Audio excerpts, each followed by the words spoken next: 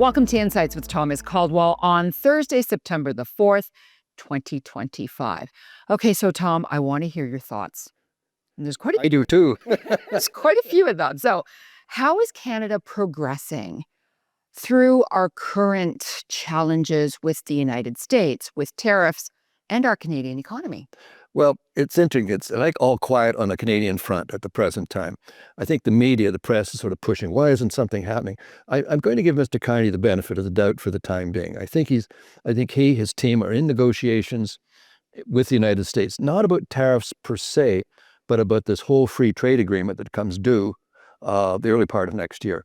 So I think that's the bigger picture. I give him the benefit of the doubt that that's what they're working on at the present time, because that's far more important than these two specific tariffs on autos and steel. And I don't think we're going to get much flexibility from Mr. Trump in that regard. The real issue in my mind, I don't care about Trump, frankly. In fact, I'm getting really sick of hearing from the guy. There was a rumor the other day that he'd passed away, but I think that was wishful thinking on many people's parts. But I think the key here is Canada. What are we going to do? My biggest fear is the Trump fear fades and we go back to the lethargy that we've gone through for the last 10 years. And I think we really have to think in terms of growth in Canada. And that's the big issue. What are we doing to grow there? And by the way, growth does not happen with these mega projects like the Ring of Fire and pipelines and LNG. That's not growth in the economy. It'll create some jobs. We have to create ground up growth from younger people. And youth unemployment, the government says it's about 15%. Well, let me be really clear about government statistics. They lie. They're not the truth. Don't believe them for 2 seconds. They're always skewed. They're highly political. What does it mean by that? I think that's pretty clear.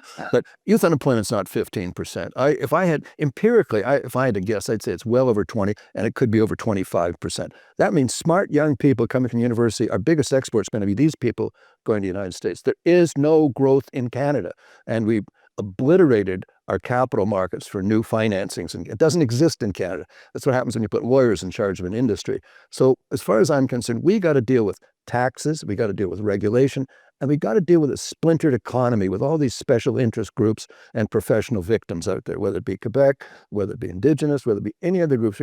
We're one country, we're Canadians. Either get that sorted out or we might as well join the States. Okay, on that note. And that's the good news.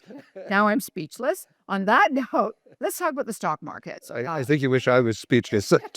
Canada and the United States. Well, the American market is doing extremely well. This has been a good year for those of us in public equity markets, primarily in the U.S. In Canada, the commodities and the financials are doing extremely well. That's all Canada is now, banks and natural resources. I love it, by the way, when the banks say the economy is doing well because their earnings are through the roof. No, it means the banks are doing well. It doesn't necessarily mean the economy is doing well. But they try to confuse this. Hey, we're all in this together. No, we're not. And so the Canadian market has done well in resources and banks, financial services. The United States, the economy is still good. The economy is strong. Unemployment is low. Inflation is contained, if you believe government statistics, and that stock market's done extremely well. Trump has actually done good things for the U.S. in many ways. However, what is the cost of those things? That cost is Americans' leadership in the world. Nobody even thinks of them anymore. They're not seen as a friend, a reliable trading partner. So I think the cost is long-term, and it can be people not buying American products. It could be a whole bunch of things. So he's done some good things. Americans still kind of like him. But the cost of what he's done on a world scale basis is I think, going to be extremely negative over a long period of time. So that's all the good news. Wow. Thank you, Tom. Thanks for your insights. Anytime. And thank you all for watching. Bye for now.